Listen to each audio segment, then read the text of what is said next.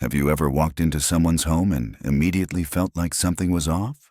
Maybe it wasn't something you could pinpoint, a slight tension in the air, an indifferent greeting, or an overall heaviness that clung to you long after you left.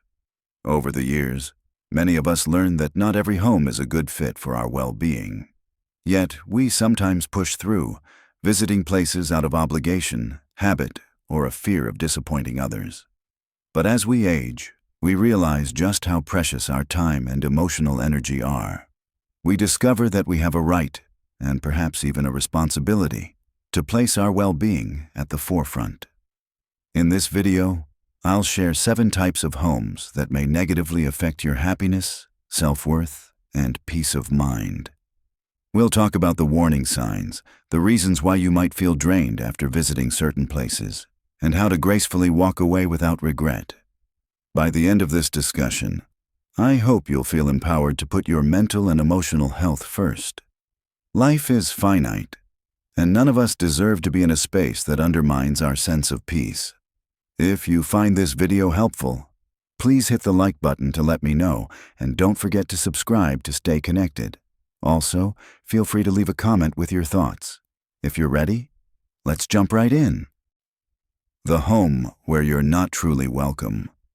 Let's begin by talking about a type of home that, on the surface, might appear friendly enough, but you know in your heart you're not really wanted there. You walk in and you're greeted with a polite smile, but something feels forced. You notice the host checking the clock as soon as you arrive, or offering minimal conversation as though they're looking for an excuse to wrap things up quickly. It's not necessarily hostile. Sometimes it's just cold or distant. You sense there's an invisible barrier preventing genuine connection. Conversations might be polite, but never heartfelt. The individuals in this home might say something like, "Oh, let's catch up sometime." But when you actually try to have a deeper talk, you might get one-word responses. There could be a feeling that they're simply fulfilling a duty, an obligation to greet you rather than an authentic desire to spend quality time. One of the biggest emotional drains is the sense of being tolerated rather than embraced. Even if you're only there for an hour, if every second is filled with an undercurrent of awkwardness, it can sap your energy. Our sense of belonging is a fundamental human need. When we feel unwelcome, it triggers vulnerability, insecurity, or a sense that we need to prove ourselves. Instead of being able to relax, you're on edge.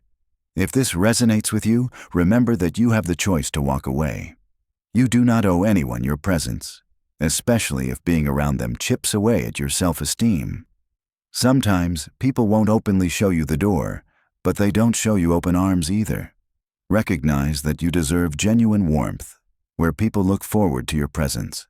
You deserve to spend your energy in environments that make you feel alive, not on edge. The home dominated by drama and negativity.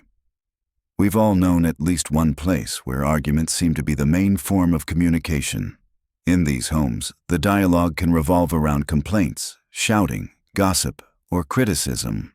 There might be constant tension in the atmosphere, like you're walking into a battlefield rather than a welcoming living room. 1. Frequent arguments. It's not uncommon to hear raised voices. Even the smallest disagreements can escalate. 2. Negativity as a default. Conversations tend to focus on what's going wrong, who's at fault, or all the problems in the world. Instead of savoring good news or celebrating small wins, the people here often find the cloud around every silver lining. 3. Gossip central. Sometimes, negativity doesn't come in the form of direct fights. It can be endless chatter about other people's faults, woes, or mistakes. You leave feeling weighed down, possibly questioning if they'll gossip about you once you're out the door. Spending time in an environment where people constantly argue or speak negatively has a cumulative effect on our emotional health. You might arrive with a clear head and a cheerful mood, only to leave feeling agitated, sad, or drained. Over time, repeated exposure can increase stress levels, disrupt your inner peace, and lead to ongoing anxiety, even after you're back in your own calm environment. One of the best skills we can develop as we grow older is the ability to set boundaries. If your visits to a particular home feel like stepping into a never-ending soap opera of negativity, it may be time to reduce how often or how long you stay. Sometimes we maintain ties because of family obligations or old friendships. However, if the environment consistently leaves you feeling worse than before, consider creating some emotional distance. The home where you're seen as useful, not valued. Have you ever noticed that some people only contact you when they need help? Whether it's borrowing money, babysitting, running errands, or offering support in a crisis, they reach out conveniently. But as soon as the storm passes, they disappear, or they're too busy to reciprocate when you need a favor or just someone to talk to. 1. One-way requests. The phone calls or messages mostly revolve around asking you to do something. There's no real check-in about your life, health, or feelings. 2. Lack of availability for you. When you request assistance or even a chat, they tend to be unavailable, too busy, or simply dismissive. 3. Token invitations.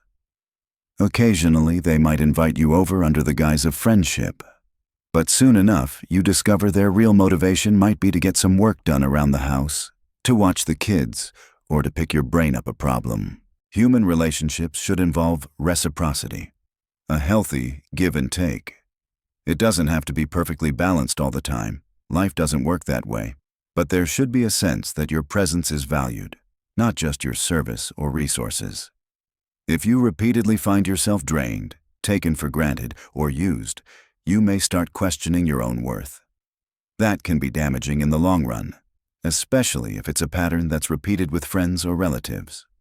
It's important to remind yourself, you are not just a resource for others. You are a whole person deserving of genuine companionship, interest, and care. If you suspect that a certain home or family only wants you around for the benefits you provide, set healthy boundaries. That might mean declining certain invites or requests. It might also mean having an open but calm conversation about how you feel. The bottom line is that your time and energy matter. The home that feels like a burden. Have you visited a place where you sense the hosts are only going through the motions? They might open the door and greet you politely, but their body language or half-hearted smile tells a different story. Perhaps they're frequently checking the clock, yawning conspicuously, or responding with monosyllables, making you feel like you're imposing on them just by being there. 1. Reluctant invitations. Sometimes you weren't even invited so much as you invited yourself or hinted that you'd like to visit. The hosts might have agreed, but only to avoid conflict. Deep down, you can tell they'd prefer you not come. 2. Distracted interaction. Even if they talk to you, they might be constantly looking at their phones, stepping away for random tasks, or keeping conversations painfully short. 3. Lack of genuine interest. If they truly cared about your presence, they'd ask questions about your life. They'd engage. But if they have minimal curiosity about how you're doing, it's a red flag. It feels quite lonely to be in a room full of people who don't want you there. It can be disheartening, leading you to question your self-worth. You might leave that home feeling as though you forced yourself into a space that never really had room for you. In the long run, repeated exposure to this dynamic can chip away at your confidence and sense of belonging. As we get older, a key realization often emerges. We don't have the time or emotional capacity for forced interactions. We'd rather spend time in 2 or 3 welcoming environments than dozens of places where we feel like a burden. Cherish and seek out relationships that reciprocate warmth. Pay attention to how you feel when you leave an environment. Are you lighter, more fulfilled, smiling inside? Or do you feel the exact opposite? The home where you're disrespected. Respect is a fundamental pillar of any healthy relationship. As we grow older, we often place even more value on respectful interactions. We've lived through various experiences, learned countless lessons, and we want those experiences acknowledged or at least not dismissed. However, some homes lack that basic respect. 1. Interruptions and dismissals. You start sharing a story or offering advice, only to be cut off mid-sentence. or your words are waved away as though you're out of touch. 2. Mockery of age or experience. Comments like, "Oh, you're just old-fashioned," or "That's outdated," can indicate a disregard for your perspective. 3. Condescending tone. Maybe someone is speaking to you as though you're a child. Instead of showing curiosity about what you have to say, they patronize you. 4. Exclusion from decisions. Even if you're a significant family member, you might be sidelined during discussions about important issues, like family matters or finances. It's a subtle way of saying, "We don't trust your judgment." Over time, being in an environment where you're regularly disrespected can wear you down emotionally. It can lead you to question your self-worth and even cause stress or depression. If you don't set a boundary, the disrespect might escalate. No one deserves to be in a place where their age, opinions, or feelings are disregarded. Respect is non-negotiable. If those in this home refuse to acknowledge your worth, it's within your right to leave. Yes, it can be difficult, especially if these are people you've known for a long time or even close family members, but sacrificing your mental and emotional peace is far worse in the long run. The home that takes a toll on your mental health. We often forget how powerfully the atmosphere of a home can affect our mental well-being. Some spaces carry an energetic weight that's hard to describe. You walk in and suddenly feel uneasy. Your chest might feel tight. Your mood shifts, and you become anxious without a clear reason. Sometimes no one says anything offensive, and yet the tension is so thick it could be cut with a knife. 1. Constant underlying tension. There's a persistent feeling of stress or hostility, even when people are acting nice on the surface. 2. Passive-aggressive behavior. Remarks are made in a roundabout way, so you're never sure if you're being insulted or if it's just a joke. This can set your nerves on edge. 3. Emotional manipulation. Some households have individuals who use guilt trips or emotional blackmail to control those around them. You might feel manipulated into staying longer than you want or agreeing to things you don't feel comfortable doing. 4. Your body's response. Pay attention to physical sensations. Feeling exhausted or having a headache after every visit might be a sign that the place is bad for your emotional health. Exposing yourself repeatedly to such an environment can lead to chronic stress, anxiety, or even depression. It might seep into other parts of your life, affecting your sleep, your appetite, or your overall sense of well-being. You can still care about the people in that home from a distance. It's not about abandoning relationships entirely. It's about prioritizing your mental health. If a space is consistently toxic, you have the option to limit your visits, suggest meeting somewhere neutral, or avoid it altogether. Remember, your mental and emotional health are just as crucial as your physical health, arguably more so since they impact everything else in life. The home that no longer matches your personal growth. As we move through life, we evolve. Our values shift, our priorities change, and our sense of self matures. What excited or entertained us in our 20s may no longer hold the same appeal in our 50s, 60s, or beyond. It's a natural progression. However, some people get stuck in old patterns and mindsets, and their homes can reflect that stagnation. 1. Superficial conversations. You might be hungry for meaningful dialogue about personal growth, current events, or deeper reflections on life. Instead, you find yourself stuck in shallow chatter about gossip or trivial complaints. 2. Repeated dysfunctional patterns. Some households never move on from old conflicts or toxic behaviors. Maybe they're still fighting about the same issues they had 30 years ago. You realize you've outgrown that cycle. 3. Clashing values. Over time, you may develop different moral or philosophical stances. If the home's environment runs contrary to your core values, you'll sense a deep internal conflict whenever you visit. When you continue to revisit a space that no longer aligns with who you've become, you can feel torn between loyalty to the past and loyalty to your current self. This can create emotional turmoil, preventing you from fully embracing your new stage in life. Growth often involves letting go, and this can apply to physical spaces as well as relationships. You have every right to seek out spaces that nurture the person you are today, not the person you once were. Sometimes that means finding new circles of friends, discovering communities where your interests flourish, or simply spending more time in environments that feed your curiosity and spirit. Life is a journey, and it's okay to leave behind certain stops along the way. Taking inventory. Reflect on where you spend your time. Before we move to the final part of this video, let's do a quick exercise. 1. List the homes you frequent. Think about the places you visit regularly: friends, relatives, neighbors, or even community spaces. 2. Identify how you feel. Next to each place, write a short description of how you generally feel after leaving. Do you feel calm, uplifted, content? Or do you feel anxious, sad, or unappreciated? 3. Evaluate the impact. If you repeatedly find yourself drained, think about whether those visits are worth the cost to your emotional well-being.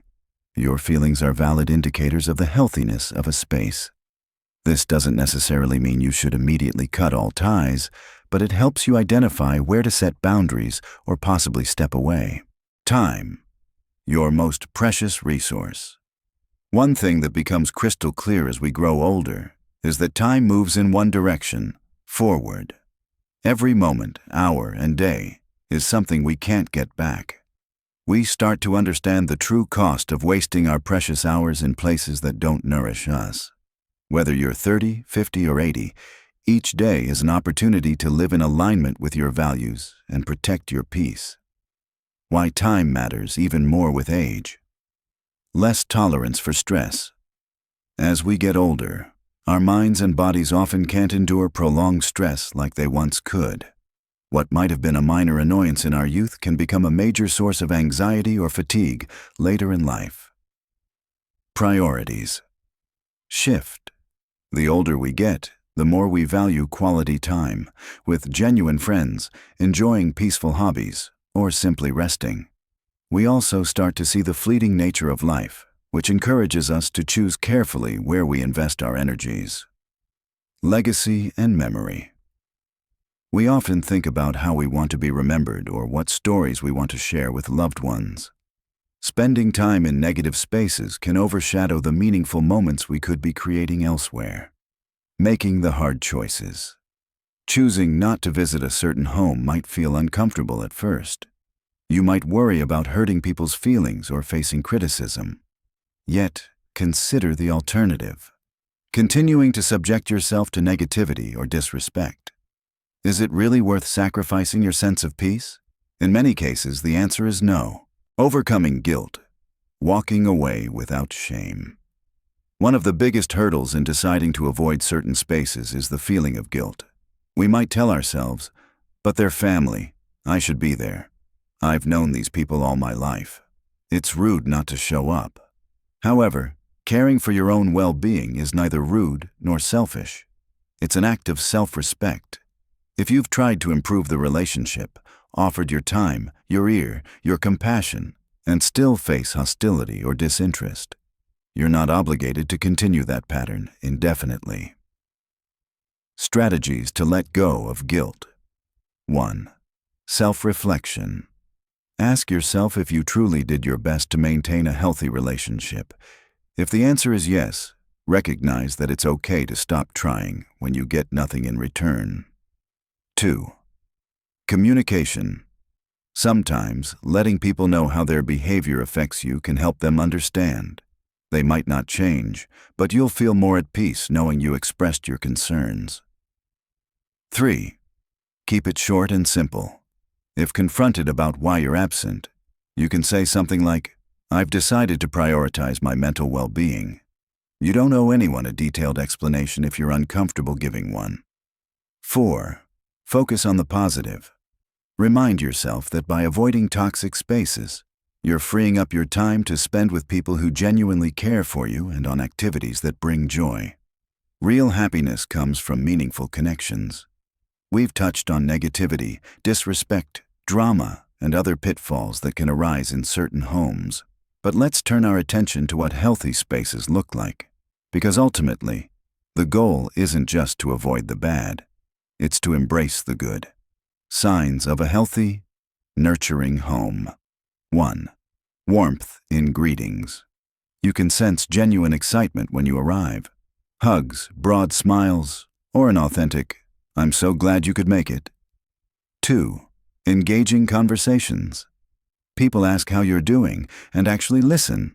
They care about your perspective and share their own experiences openly. 3.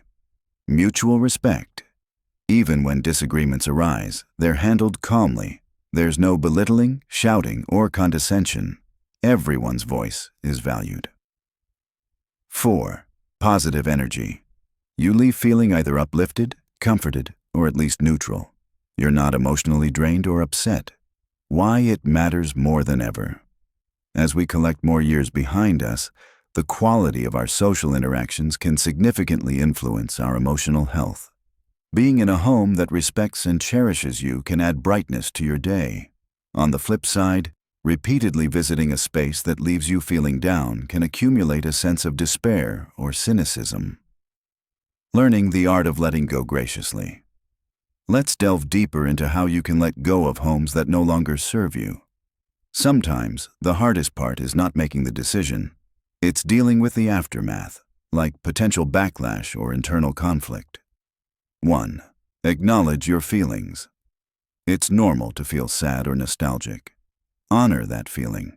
Recognize it as a reflection of the history you share with the people in that home. But sadness doesn't have to bind you to them forever, especially if it's costing you your well-being.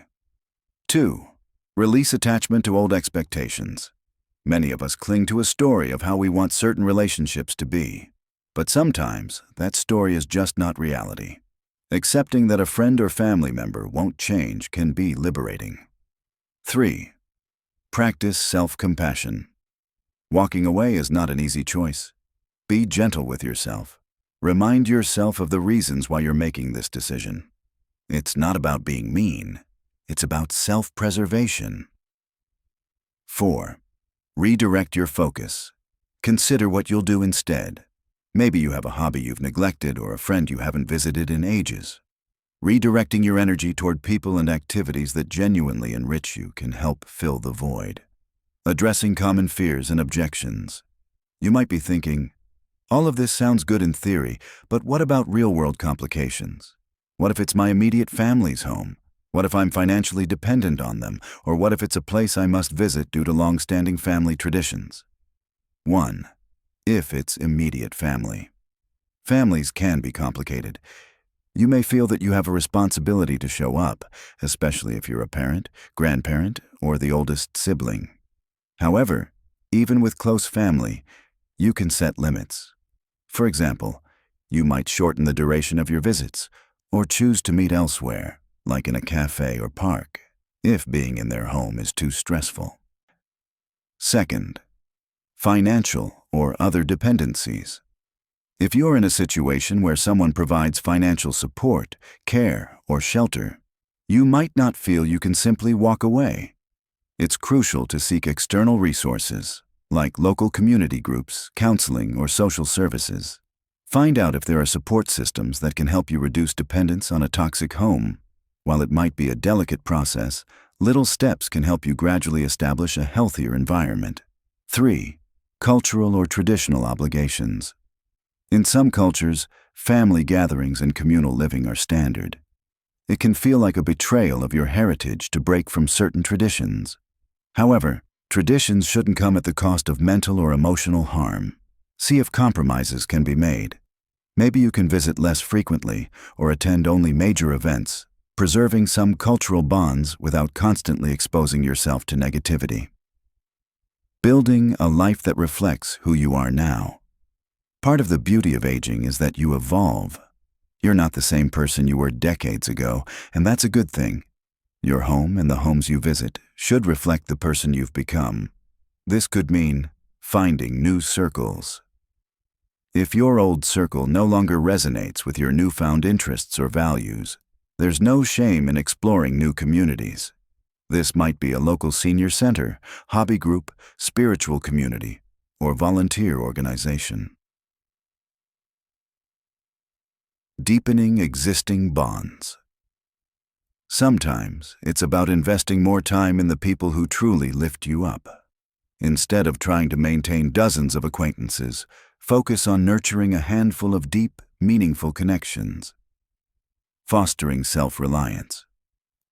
The more you can rely on yourself for emotional and mental well-being, the easier it becomes to avoid toxic spaces. This might involve activities like journaling, meditation, gardening, reading, or any hobby that brings you joy. A closer look at inner peace. Let's explore inner peace for a moment, what it truly means and why it's so vital as we get older. Inner peace is that sense of calm and contentment that comes from knowing you are living in harmony with your values, and it doesn't require constant external validation. When you visit a home that disrespects or drains you, it disrupts that peace. Strategies to maintain inner peace. 1. Mindful breathing. A simple strategy you can practice in any situation. If you feel tension rising, focus on taking slow, deep breaths. This can help ground you.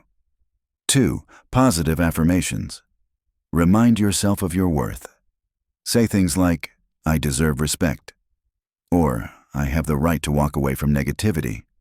Repeating these affirmations can help counteract negative self-talk. 3. Choose your battles. Not every disagreement requires a confrontation. Sometimes, quietly leaving or calmly stating your boundary is the best approach to preserve your inner peace. 4. Reflect on your progress. Occasionally, list the positive changes you've made over time, including the relationships you've improved or let go of. Recognizing your growth can motivate you to maintain healthy choices. The transformational power of self-respect. Self-respect isn't just a buzzword. It's a catalyst for transformation. When you genuinely respect yourself, you create a natural filter for what you will and will not tolerate. You begin to attract better relationships. People who respect themselves tend to attract others who do the same. You'll find that healthy individuals are drawn to your self-assuredness, while those who thrived on your insecurities will fade away. You set a higher standard. You won't accept rude behavior, condescension, or being used as a free resource. Instead, you'll gravitate toward those who appreciate your presence. You stop justifying toxic behavior. Sometimes we excuse a friend's or relative's toxic actions with statements like, "That's just how they are." But self-respect prompts us to say, "I don't deserve that treatment," and to act accordingly. Longevity versus quality of life. There's a difference between just living a long time and living a fulfilling life. Avoiding homes that drain you can dramatically improve the quality of your life, potentially impacting your overall health.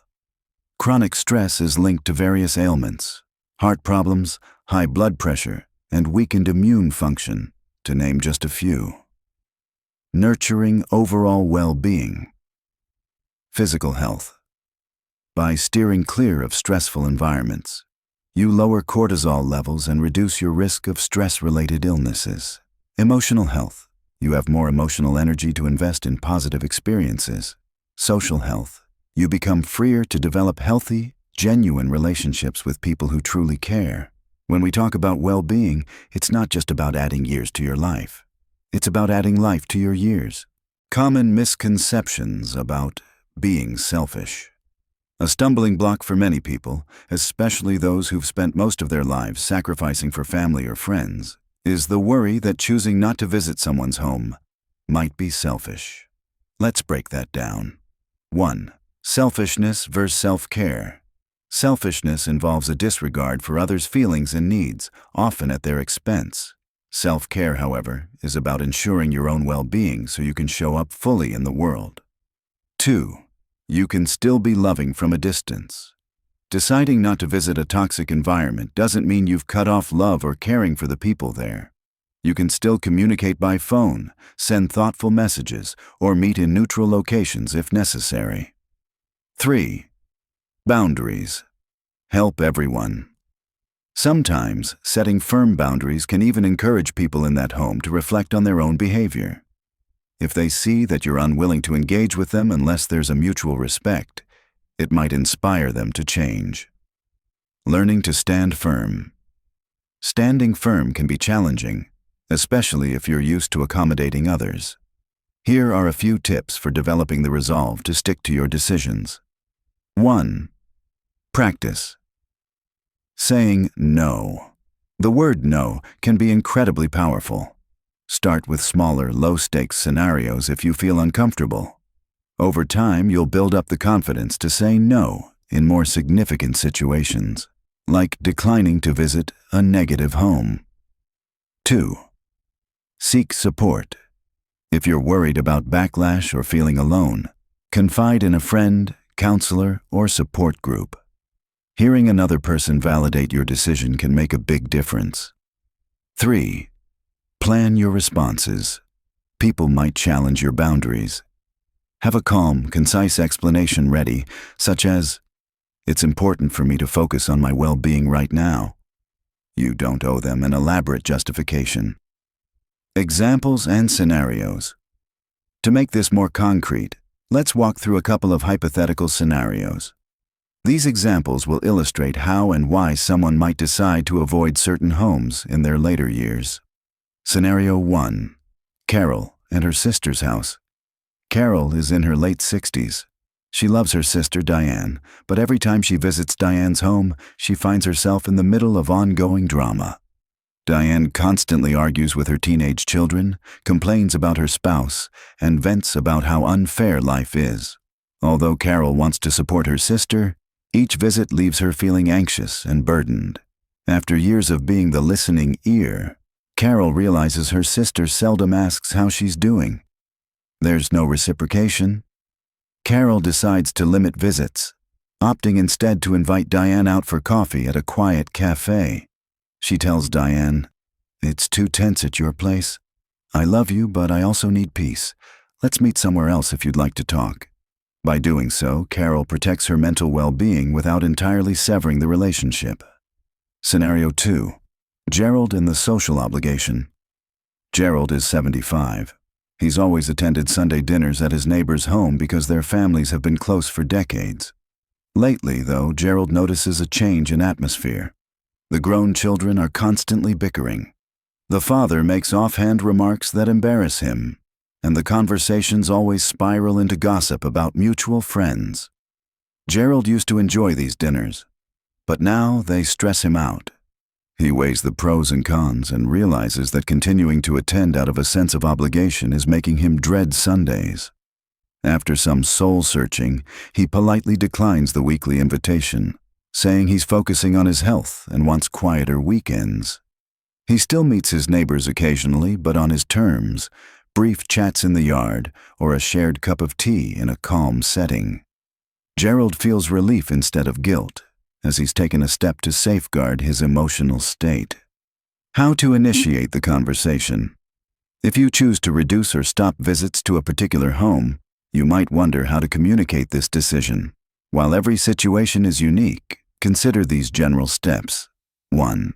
Be honest but kind. There's no need to point fingers or list every complaint. Instead, focus on how you feel. For instance, "I've realized that when I leave your place, I'm often very tense and it affects my health. I need to look after myself." 2. Offer alternatives. If you still want to maintain a relationship, suggest another way to stay in touch. "I'd love to meet you at the park for a walk or grab coffee somewhere quiet." 3. Stand your ground. If challenged, if they react defensively or accuse you of being unreasonable, remain calm. Simply restate your boundary. "I understand you're upset, but this is about my well-being. I hope you can respect that." 4. Be prepared for mixed reactions. Some people might be hurt or confused. Others might understand right away. You can't control how they respond, but you can control sticking to your decision. Encouragement for those who struggle to walk away. Leaving behind a place or relationship that's been part of your life for years can stir up many emotions: fear, sadness, confusion. It can even feel like losing a part of your identity if you've always played a certain role in that household. 1. You are allowed to evolve. Remind yourself that change is not betrayal. It's a natural step in personal growth. 2. Temporary distance can help. Sometimes all you need is a break to clear your mind and see the situation more objectively. You can always reassess later. 3. Celebrate the freedom. Shifting your energy away from toxic homes frees you to invest in pursuits and people who truly resonate with who you are now. Reflecting on the bigger picture. It's not just about avoiding negativity. It's about choosing joy, prioritizing mental health, and making the most of every remaining day. None of us knows exactly how many years we have left, but we do control how we live those years. Negativity, disrespect, and draining interactions rob us of the very essence of life, our capacity to find joy, share love, and grow. When you look back on your life, do you want to remember countless hours spent in environments that left you feeling unworthy or upset? Or do you want your memories filled with laughter, mutual respect, and personal growth? Final section. Living for yourself, not for others. As we head to the conclusion, let's center on a key message. Living for yourself does not mean neglecting others.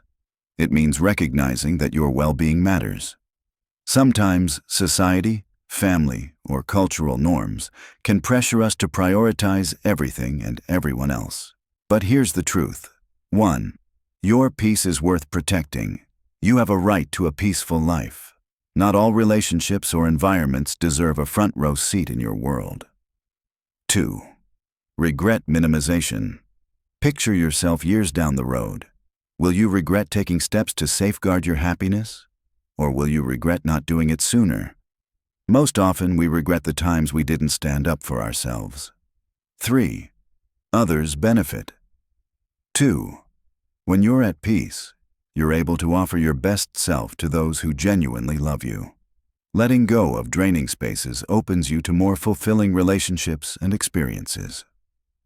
Closing thoughts. We've covered 7 types of homes. Those where you're not truly welcome, those filled with drama, those that only see you as a resource, those that make you feel like a burden, those that disrespect you, those that harm your mental health, and those that don't align with your personal growth. The overarching lesson is that you have the power to choose, and sometimes the wisest choice is not to knock on that door anymore. Thank you for watching and spending your time with me today. I'd love to hear your thoughts. What's one lesson or insight from this discussion that resonated with you most? Feel free to share in the comments below. Let's keep this conversation going. If you found this video helpful, please click the like button, and if you haven't yet, subscribe to stay updated on more videos about embracing your worth, protecting your peace, and living your later years on your own terms. Until next time, take care of yourself, remember that your time is precious, and you deserve to spend it in places and with people who genuinely appreciate you. Stay well, and I'll see you in the next video.